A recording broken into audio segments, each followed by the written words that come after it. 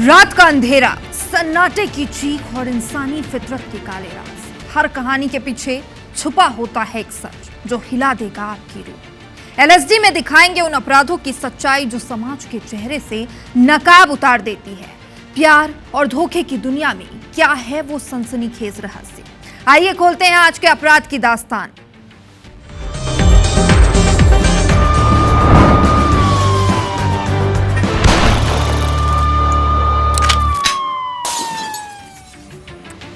आप सबने लोगों को अपने जॉब में इम्प्रोवाइज करते देखा होगा।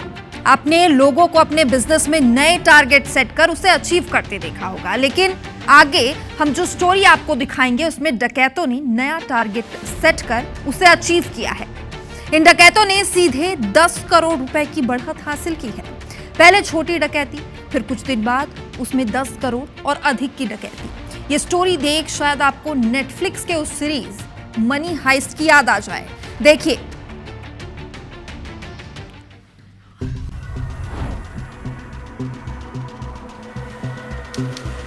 तारीख 11 अगस्त 2025, सुबह 8:57। सिहोरा की गलियां अलसाई हुई थी, लेकिन कुछ लोग जाग चुके थे अपने मिशन के लिए। यह मिशन था 20 मिनट में 15 करोड़ की लूट का। हेलमेट पहने 5 हथियारबंद डकैत इसाफ स्मॉल फाइनेंस बैंक में घुसे और पलक झपकते ही कर्मचारियों को बंधक बना लिया। पिस्टल की नोक पर लॉकर की चाबी मांगी गई। कर्मचारियों को बाथरूम में कैद कर दिया गया और अगले 20 मिनट में यानी 9:17 पर डकैत भाग निकले। डकैत अपने साथ ले गए 14 किलो सोना और 5 लाख रुपए नकद। कुल कीमत करीब 15 करोड़ रुपए। पुलिस ने जब सैकड़ों सीसीटीवी फुटेज खंगाले तो पता चला कि डकैतों ने इस वारदात को अंजाम देने के लिए लंबी प्लानिंग की थी और घटना स्थल से करीब 30 किलोमीटर दूर इंद्राना में किराए का एक मकान लिया था। डकैतों को किराए का मकान दिलाने में मदद करने वाले 4 आरोपियों को पुलिस ने धर दबोचा। इनमें से एक है रईस लोधी, जो इस डकैती कांड का मास्टरमाइंड निकला। पुलिस ने जब सैकड़ों सीसीटीवी फुटेज खंगाले तो तस्वीर साफ हुई। डकैती का मास्टरमाइंड निकला वही रईस लोधी जो रायगढ़ जेल से ही अपनी साजिशें रच रहा था। जांच में सामने आया कि वारदात के बाद आरोपी इंद्राना और पाटन में छिपे रहे और फिर दमोह पहुंचे।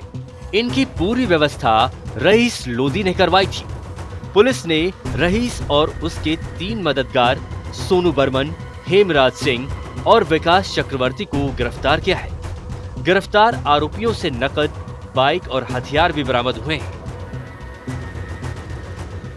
जो डकैती के प्रकरण में 4 आरोपी इसमें गिरफ्तार हो चुके हैं और शेष आरोपियों की गिरफ्तारी हेतु हमारी 5 पुलिस टीमें लगी हुई हैं। हमें क्लू मिला हुआ है और उस क्लू पे हम काम कर रहे हैं और जल्द ही शेष आरोपियों को गिरफ्तार कर इस मामले का पटाक्षेप कर दिया जाएगा। घटना में सबसे बड़ा खुलासा ये है कि इस डकैती की प्लानिंग रायगढ़ जेल में हुई थी। सूत्र बताते हैं कि इसमें वही आरोपी शामिल हो सकते हैं जिन्होंने 2023 में रायगढ़ के एक्सिस बैंक में 5.5 करोड़ की लूट की थी। पुलिस की पूछताछ में खुलासा हुआ कि कुछ समय पहले तक रईस मादक पदार्थों की तस्करी के मामले में छत्तीसगढ़ की रायगढ़ जेल में बंद था। यहीं कैद थे रायगढ़ के एक्सिस बैंक डकैती कांड के आरोपी, जिन्हें रईस ने अपने खौफनाक प्लान को अंजाम देने के लिए साथी चुन लिया। अंदेशा है कि जमानत पर छूटने के बाद ही जबलपुर के इसाफ बैंक डकैती कांड को अंजाम दिया गया। में भी एक्सिस बैंक में 2023 में इसी तरह की एक बैंक रॉबरी हुई थी, जिसमें लगभग 6 करोड़ रुपए की रॉबरी की गई थी। लिटोरे ने दिन दहाड़े एक्सिस बैंक में डाका डाला था और गहनों और नकदी सहित लगभग 6 करोड़ रुपए पर हाथ साफ किए थे। इस मामले में 24 घंटे के भीतर पुलिस ने 5 आरोपियों को गिरफ्तार किया था और 1.5 महीने के भीतर 3 और आरोपियों को गिरफ्तार किया गया था। इस तरह से कुल 8 आरोपियों की इस मामले में गिरफ्तारी हुई थी। सबसे बड़ी बात यह है कि इस मामले में शेरघाटी गैंग के सदस्यों का हाथ था। ये वही शेरघाटी गैंग के सदस्य हैं जो कि बिहार और गया के आसपास के इलाकों में और झारखंड में लगातार रॉबरी की वारदात को अंजाम देते हैं। जबलपुर में जिस तरह से इस पूरी वारदात को अंजाम दिया गया, जिस तरह से रईस लोधी का नाम सामने आया, जिस तरह से रायगढ़ जिला जेल में इस पूरी डकैती की प्लानिंग की गई, उसे देखते हुए ये कहा जा सकता है कि इस पूरी डकैती की जो लिंक है वो कहीं ना कहीं रायगढ़ से जुड़ा हुआ था। खास बात ये है कि जबलपुर पुलिस का ये भी दावा है कि इस डकैती में ऐसे आरोपी भी शामिल हैं जिन्होंने एक्सिस बैंक डकैती में वारदात को अंजाम दिया था। फिलहाल पुलिस खुलकर इसकी पुष्टि नहीं कर रही है, लेकिन इसे खारिज भी नहीं कर रही है। जांच एजेंसियां एक एक कड़ी जोड़ रही हैं ताकि फरार डकैतों तक जल्द पहुंचा जा सके। 15 करोड़ के इस डकैती कांड के छत्तीसगढ़ कनेक्शन ने पुलिस की जांच को नई दिशा दे दी है। पुलिस का दावा है कि बिहार और झारखंड भी उसकी टीमें रवाना की गई हैं जो लगातार दबिश दे रही हैं। बहरहाल देखना होगा कि इससे पहले कि डकैत अपना अगला शिकार ढूंढें, पुलिस उन्हें गिरफ्तार कर पाती है या नहीं। कैमरामैन सतीश सराठे के साथ विजेंद्र पांडे, IBC 24, जबलपुर। आप सबको वो समय याद ही होगा जब नीले ड्रम की चर्चा हर तरफ थी। सोशल मीडिया पर लोग नीले ड्रम को लेकर मीम्स बना रहे थे, तो आम समाज में भी नीला ड्रम खूब चर्चा में था। इस कांड के बाद हमने ऐसे कई और केसेस देखे जहां पर पत्नियां लगातार अपने पतियों की हत्या किए जा रही थी। इन सारी वारदातों के बाद पतियों में डर का माहौल था कि कहीं उनका हश्र भी कुछ ऐसा ना हो जाए। ये सारे मामले लव और धोखे से जुड़े हैं। इनमें एक्स्ट्रा मैरिटल अफेयर था, तो अब वही नीला ड्रम एक बार फिर से लौट आया है। इस बार नीले ड्रम से एक और पति की लाश मिली है, देखिए। फिर लौट आया नीला ड्रम, फिर मिली एक पति की लाश। घटना नई, कहानी वही। फिर एक पति हुआ शिकार, मिली मौत की सजा। उत्तर प्रदेश के मेरठ शहर में हुए चर्चित नीले ड्रम वाले मुस्कान कांड जैसा ही एक और दिल दहलाने वाला मामला फिर सामने आया है। यह नया मामला राजस्थान के खैरथल तिजारा का है, जहां रविवार को मकान की छत पर रखे नीले प्लास्टिक ड्रम से 35 साल के युवक हंसराज का शव बरामद हुआ था। ड्रम के मिलते ही पूरे इलाके में सनसनी फैल गई। इस सनसनीखेज घटना ने लोगों को मेरठ के नीले ड्रम वाले कांड की याद दिला दी, जिसमें पत्नी ने अपने पति की हत्या कर उसका शव नीले ड्रम में भर दिया था। लेकिन इस बार नीला ड्रम कांड में हत्यारों ने इम्प्रोवाइज किया है। लाश जल्दी गल जाए इसलिए उसमें बकायदा नमक डाला गया और फिर लाश को ड्रम में भरकर उसे छोड़ दिया। मृतक हंसराज मूल रूप से उत्तर प्रदेश के शाहजहांपुर का रहने वाला था। वो पिछले 6 महीने से अपनी पत्नी और 3 बच्चों के साथ आदर्श कॉलोनी में किराए के मकान में रह रहा था और स्थानीय किराना दुकान पर काम करता था। शनिवार की रात को मकान मालकिन ने घर का दरवाजा खुला देखा। अंदर जाकर छत पर देखा तो एक नीला ड्रम रखा था जिससे तेज बदबू आ रही थी। जब शक हुआ तो तुरंत पुलिस को सूचना दी। पुलिस जब मौके पर पहुंची और ड्रम को खोला तो उसमें शव नमक में दबा हुआ मिला। शुरुआती जांच के बाद आशंका जताई जा रही है कि हत्या के बाद शव के ऊपर नमक डालकर बंद किया गया ताकि उसके सड़ने पर निकलने वाली बदबू किसी तरह बाहर न फैले और शव को लंबे समय तक छिपाया जा सके। सबसे चौंकाने वाली बात यह है कि मृतक की पत्नी और 2 बच्चे घर से गायब हैं।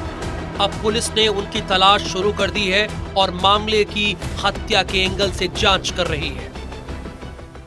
वहाँ पर ऊपर की मंजिल के अंदर किराएदार रहते थे। वहाँ पर किचन में एक नीले रंग का ड्रम मिला है, उसको चेक किया तो उसमें लाश मिली है। मौके पे आए, एफएसएल टीम बुलाई है। प्रथम दृष्टया पता लगा है कि मृतक का नाम हंसराज उर्फ सूरज है और यूपी के रहने वाले हैं। प्रकरण में अनुसंधान करेंगे और आगे कार्रवाई करेंगे। शुरुआती जांच में पता चला है कि हंसराम की धारदार हथियार से गला रेतकर हत्या की गई और शव को गलाने के लिए ड्रम में नमक डाला गया था। घटना के बाद मृतक की पत्नी और 3 बच्चे लापता हैं। वहीं मकान मालिक उनका बेटा भी घर से गायब बताया जा रहा है। इस मर्डर में नीले ड्रम का इस्तेमाल मेरठ के मुस्कान कांड से मेल खाता है, जिसमें एक शख्स का शव नीले ड्रम में मिला था और मामला लंबे समय तक सुर्खियों में रहा था। दोनों मामलों में ड्रम का इस्तेमाल शव को छिपाने के लिए किया गया। फिलहाल पुलिस ने शव को पोस्टमार्टम के लिए भेज दिया है और परिवार के अन्य सदस्यों की तलाश में जुटी है। घटना के बाद इलाके के लोग डरे हैं, दहशत का माहौल है। फिलहाल पोस्टमार्टम रिपोर्ट का इंतजार है, जिसके बाद इस घटना के बारे में विस्तृत जानकारी सामने आएगी। Crime desk, IBC 24। एक तरफा प्यार और प्यार में पागल आशिकों पर देश दुनिया के शायरों ने वैसे तो बहुत अच्छी शायरियां लिखी है, लेकिन यही एक तरफा प्यार किसी की मौत का कारण भी बन सकती है। और ऐसा हुआ भी। एक युवती की चाकुओं से गोदकर बेरहमी से हत्या कर दी गई। उसका कसूर क्या था जो उसे मौत की सजा मिली? आप भी देखिए।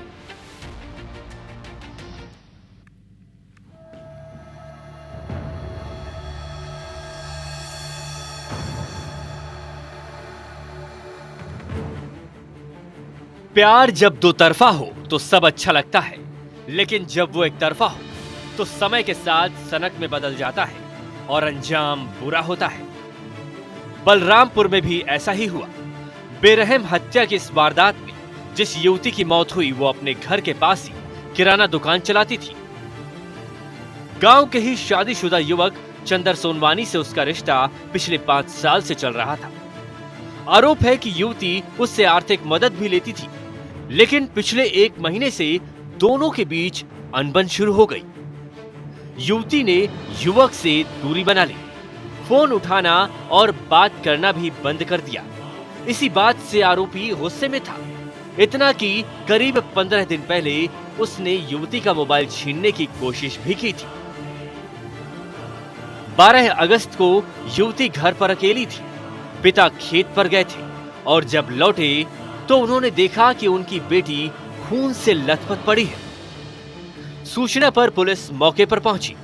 जांच में खुलासा हुआ कि आरोपी चंदर सोनवानी घर आया और युवती से विवाद करने लगा। युवती ने 2 टूक कह दिया कि वो फोन नहीं उठाएगी, बात नहीं करेगी, तुमको जो करना है कर लो। इसी बात से गुस्साए आरोपी ने किचन में रखा चाकू उठाया और वार कर युवती की हत्या कर दी। प्रकरण में जो संदेह व्यक्त किया गया था कि युवती का पड़ोसी एक शादीशुदा व्यक्ति के साथ में उसका प्रेम प्रसंग है, तत्संबंध में उन्हें तलाशने का प्रयास किया गया तो वो व्यक्ति जो है गांव में नदारत मिला। पुलिस के कब्जे में सुबह वो आया, जिसे पुलिस हिरासत में लेकर पूछताछ करने पर पैसे के लेन देन के साथ साथ में एक तरफा प्रेम प्रसंग का भी मामला था। इसी बात को लेकर उसको विगत महीने दिन से उसके साथ में मनमुटाव चल रही थी। जांच में सामने आया है कि आरोपी और युवती के बीच 5 साल से प्रेम प्रसंग था, लेकिन हाल ही में दोनों के बीच विवाद बढ़ गया था। आरोपी ने गुस्से में आकर हत्या कर दी। मामले में आगे की कार्रवाई की जा रही है। 5 साल का रिश्ता, लेकिन यह रिश्ता एक तरफा साबित हुआ। आरोपी की दीवानगी और युवती का झूठा बहाना आखिरकार मौत पर जाकर खत्म हुआ।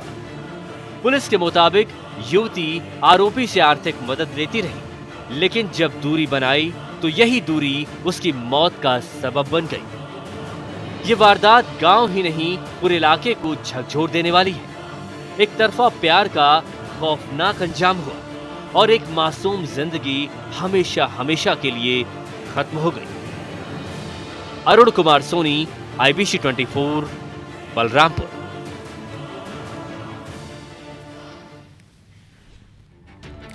कहते हैं प्यार में धर्म, जाति, सोशल स्टेटस नहीं देखी जाती, क्योंकि प्यार अंधा होता है। लेकिन क्या प्यार झूठा भी होता है?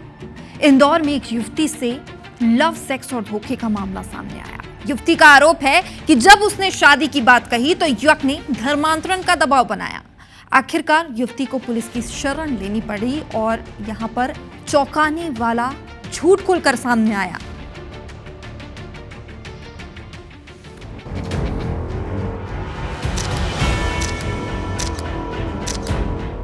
इंदौर के खजराना इलाके में एक युवती से शादी का झांसा देकर दुष्कर्म और धर्मांतरण की कोशिश की गई। युवती के अनुसार अर्पित नाम के लड़के ने सोशल मीडिया के जरिए उससे दोस्ती की और फिर शादी की बात कहकर कई बार शारीरिक संबंध बनाए। कुछ दिन तो सब कुछ ठीक चला, लेकिन जैसे ही युवती ने शादी के लिए दबाव बनाया तो आरोपी ने खुलासा किया कि वो ईसाई है और शादी के लिए युवती को धर्म बदलना पड़ेगा। युवती ने मना किया तो अर्पित निजी तस्वीरों को वायरल करने की धमकी देने लगा। धोखे का पता चलते ही युवती ने हिंदू संगठन से मदद मांगी। क्रिश्चियन धर्म अपनाने के पहले अगर बच्चा पैदा होगा तो वो हिंदू होगा, वो हम नहीं रखेंगे, और उसके बाद में जो बच्चा पैदा होगा हमारा उस क्रिश्चियन, तो हम उसको रखेंगे। उसको लेके वो दबाव बना रहा था। वो टेलीप्रोफेशन से काम करता था। टेलीप्रोफेशन से पहले लघुजात के मामले आते थे, मगर अभी कल इन लोगों ने वहाँ पे धर्मांतरण का भी अड्डा चालू कर दिया। लड़के के मोबाइल में से 4-5 लड़कियों की ऐसी चैटिंग निकली है जिससे वो अश्लील बातें कर रहा है और अश्लील हरकतें कर रहा है। युवती की शिकायत पर खजराना थाना पुलिस ने रेप और धमकी देने का केस दर्ज कर आरोपी को गिरफ्तार कर लिया है। पुलिस की जांच में आरोपी के मोबाइल से कई हिंदू लड़कियों की फोटो और चैटिंग के सबूत मिले हैं। उसका मामला सामने आया है जिसमें कि शादी का झांसा देकर एक लड़की को और उसके साथ शारीरिक संबंध बनाए, और शारीरिक संबंध बनाने के बाद फिर जब लड़की ने बोला कि शादी करनी है तो शादी करने के लिए उसने मना कर दिया। तो इस पर से उसके द्वारा 69 BNSS के तहत थाना खजराना में केस रजिस्टर कराया गया, जिसमें फरियादिया की रिपोर्ट पर से जो दुष्कर्म का मामला पंजीबद्ध किया जाकर आरोपी अर्पित को हिरासत में ले लिया गया है, पूछताछ की जा रही है।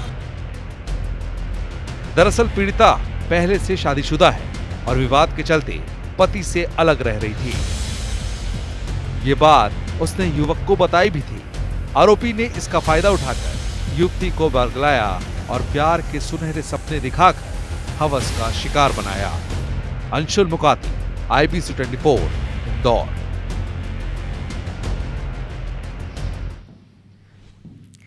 खैरागढ़ जिले के गंडई थाना क्षेत्र में पुलिस ने एक सनसनीखेज मामले का भंडाफोड़ किया है, जहां एक सनकी आशिक ने अपनी पूर्व प्रेमिका के पति को मारने की नियत से होम थिएटर के अंदर 2 किलो का बारूद छिपाकर उसे पार्सल कर दिया।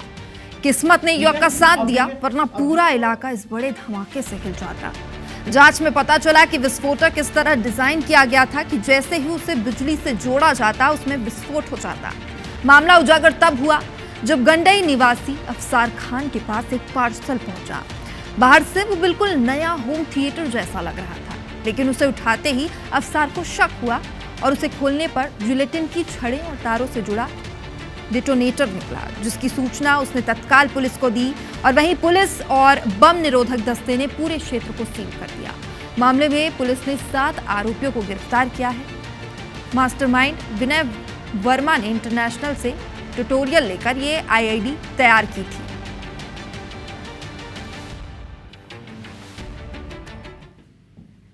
में एक पार्सल बॉम्ब केस था, इसको हमने क्रैक किया है।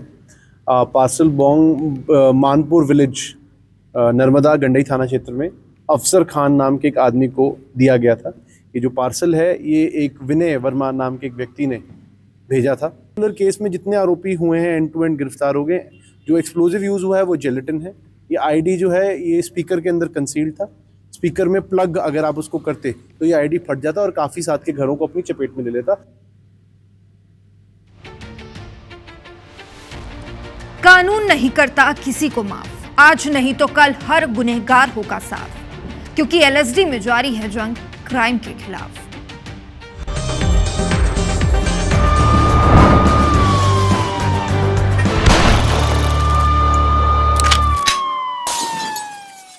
अबे